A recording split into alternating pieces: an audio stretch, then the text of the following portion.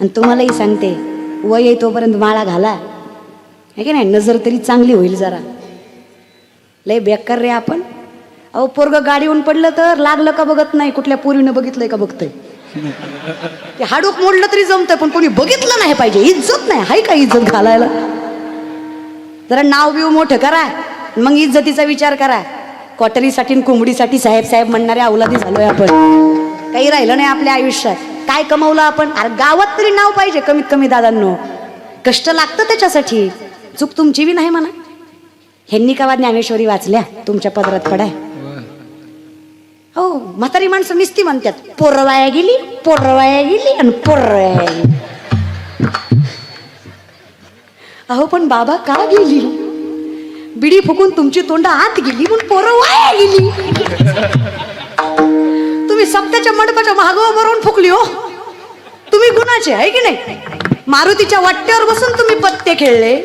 ब्रह्मचारी मारुतीला तुम्ही राणी दाखवली. तुम्ही गुणाची. एवढी पोरच वाया गेली हो.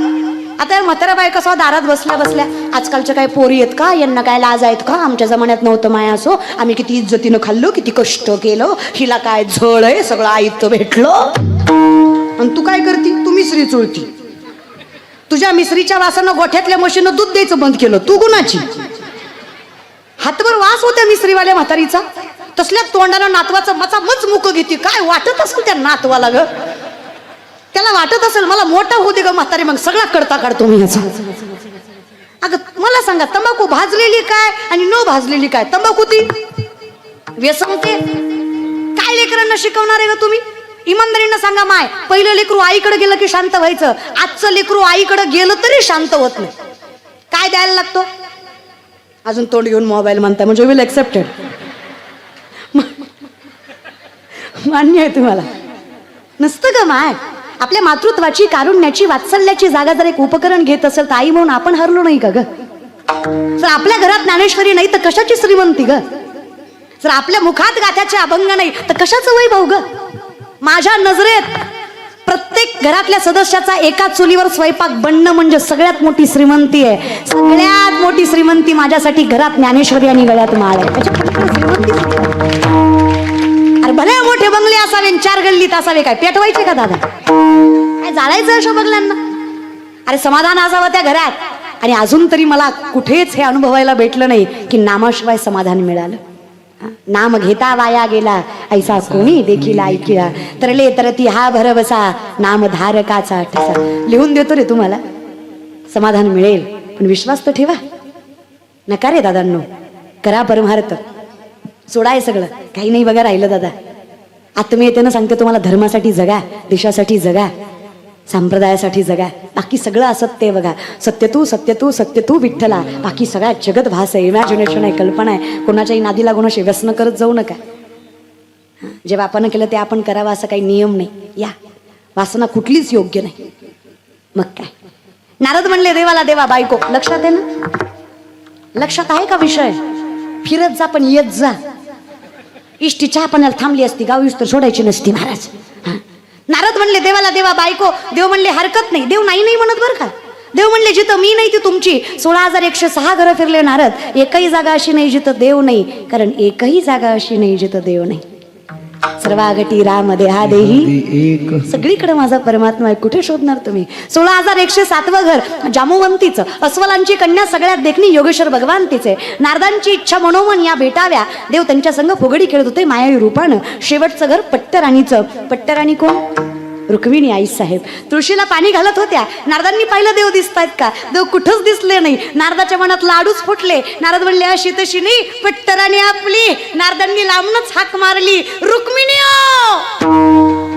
रुक्मिणी माता म्हणल्या रोज आई साहेब म्हणत होते, आज रुक्मिणी म्हणतायत. पिसाळले का काय? नारदा? नारदा नाही, तुमच्या नवऱ्यानं सांगितलं जिथं मी नाही तिचा नवरा तू. अशा हिशोबानं मी तुमचा पती, आणि जर अशा हिशोबानं मी तुमचा नवरा, तर नवऱ्याला एकेरी हाक मारणं हिंदू धर्मात पापाचं लक्षण मानलं जातं. इज्जतीत नाव घ्या, नारद राव म्हणा. काय म्हणा?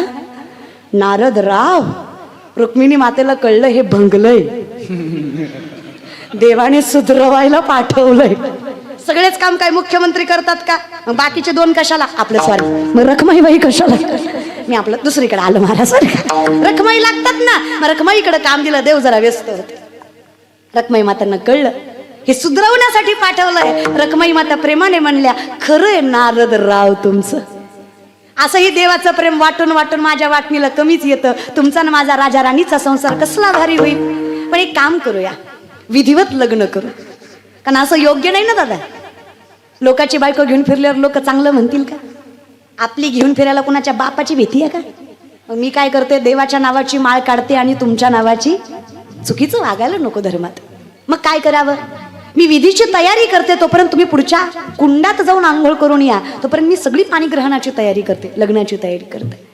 रुक्मिणी मातेनं गोड बोलून नारदांना अशा कुंडात पाठवलं जे कुंड पार्वती मातेनं शापित केलं होतं. महादेवाशिवाय जो कुणी यात आंघोळ करील त्याचं लिंग प्रवर्तन होईल. अगदी सोपा शब्द आहे, लिंग प्रवर्तन.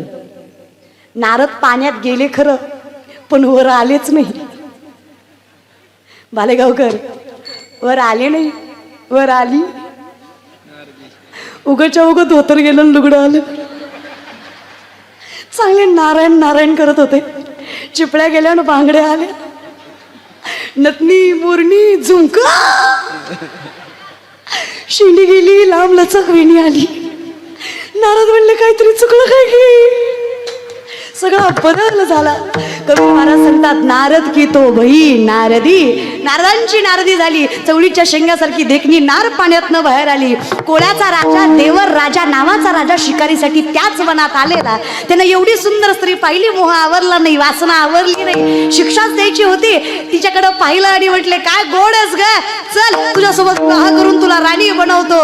नारदी म्हणल्या, तुला माहित नाही मी कोण आहे. ती म्हणला, गप्पे. राजा आता तो असा दष्टपुष्ट कुरुळी की असं काळा कुळकुळी, तिथं पिटी बांधलेली. नारदी म्हणल्या, मी आत्ताच निर्माण झाले. गप्पे. उडत उडत नेलं, बळजुबरीने विवाह केला. लय बायको करायची हौस होती, यांनाच बायको केलं. वर्षाला एक, वर्षाला एक, वर्षाला एक, वर्षाला एक. सप्ता नाही, पोरं झाली. थोडी नाही, 60 झाली. 60 हा 60 पोरं.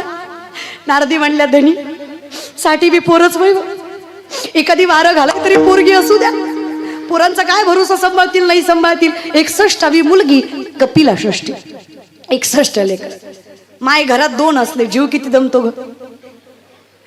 देव 2 बी गुणाची देत नाही. 2 मध्ये बी पॅटर्न असतो. एक शहाणा असतं, एक येडा असतं. शहाणं सगळं ऐकतं, जे दुसरं असतं ना ते पाहुणं बघून उड्या मारत. त्याला माहितीये माणसात काय करते, निश्चित दात खाते, करते काय. पाहुणा गेल्यावर मार का खाणं होईना. माय 2 एवढी तरा, 61 किती असेल. नारदी म्हणली, एक खातं, एक उठतं, एक बसतं, एक झोपतं, एक रडतंय. असले जनावर सांभाळण्यापेक्षा मेलेलं बरं. कवर असते म्हणली संसार. कंटाळला जीव, रातच उठला, कुंडात उडी मारली, जीव दिला, मेली नाही, जागेवर आली. शिंडी शिंडी पुन्हा लुगड्यात न धोता. नारद म्हणले, सुटलो काय. पुन्हा काहीतरी व्हायच्या आधी पटविने पाण्याच्या बाहेर आले. गळ्यात तिनं आता चिपळ्या, नारायण नारायण म्हणले, हेलय बरं.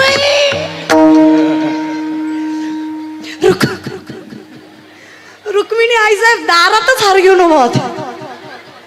प्रेमानं म्हणल्या, नारदराव. नारद लांबनं म्हणले, नगे. कशाचा नारदराव, रावच ठेवला नव्हता तुम्ही नारद. आईसाहेब, आईसाहेब, आईसाहेबच बरे. पण मी काय म्हणतो, चुकलं होतं तर तोंडानं सांगायचं. फार चुकलं होतं 2-4 हाणायचं. 61 बाळातपणा, तेवढी बरे कळा, फार सोसलं ग. मला खरं सांगते, मला हसू नारदांचं येत नाही.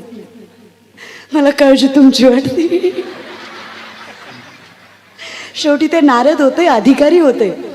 त्यांचं एकदा चुकलं तर एवढं भोगावं लागलं.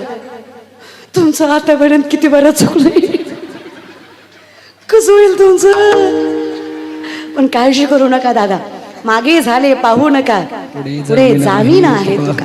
आजपर्यंत जे झालं ते झालं, इथून पुढे दृष्टी न फिरे. भगवंताशिवाय कुठं नजर जाता कामा नये, देवाशिवाय कुठं मन रमता कामा नये.